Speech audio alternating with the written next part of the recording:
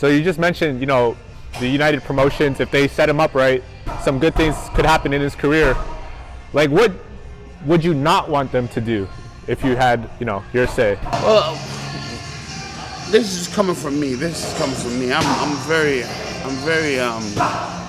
controversial in a sense because I'm always going to speak the truth and speak what I know is the truth. I'm not going to hold anything back, and if people dislike me for that, so what? It's the truth coming from me. I think that in this boxing, Ontario boxing community, that we have a lot of talented fighters. But what happens is a talented fighter will get to 20-0, and their first guy, they'll fight a guy like that's 12 and 24, and then at their 20th fight, they're still fighting the same type of competition. So what happens is the fighters stay the same place. They're not moving up in levels. And I feel that it's not about making champions, it's about making money. You understand? And I want to see these promoters take the risk to make champions, because we are talented. We are talented. Our national champions will go and lose a split decision to an American national champion, and an American national champion becomes world champion, and we're not even up there. And why is that?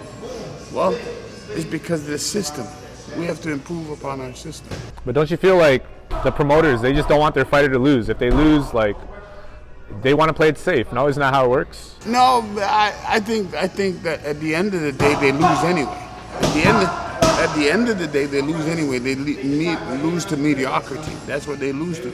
So I would rather build them so they get better and rise and get to that potential where they can fight for a world title. You just because you build somebody's 21-0 doesn't mean that they're ready to fight for a world title. You have to look at who they fought and, on their record, and you're like, whoa, he fought a guy his fifth fight that was 21 and 7 or 21 and 8, and then his last fight he fought a guy 21 and 6. There's no difference in that. There's no difference. So he has not moved, and that's my problem with the boxing here in Canada. And people say I'm a big mouth or whatever. It really don't matter to me. I'm gonna speak my truth. But when they start to improve the caliber of opponents that they put in there with the fighters, it's not gonna change. But once they do that, the levels will change. So are you content and happy with his upcoming opponent? I think he's 6 wins, 7 losses. I'm 100% I'm happy with that. You want to know why? Because, okay, he has not fought in 2 years. So he needs to get back, get all the cobwebs out of him. And then when you get the cobwebs out of him, after this fight, okay, let's fight somebody with a winning record. Because if we fight somebody we're not moving, we're staying the same plateau, right? So I want to see him level up. I want to give him a guy, 15 and 3, 15 and 4, okay? Or even a guy, 10 and 1, something like that, 10 and 2. Yeah. But you need to give him a guy with winning records that's proven themselves, right? And then that's how he's going to rise. Okay, and last question. Who do you think on the United Promotions roster is the best fighter or in the best position to do something?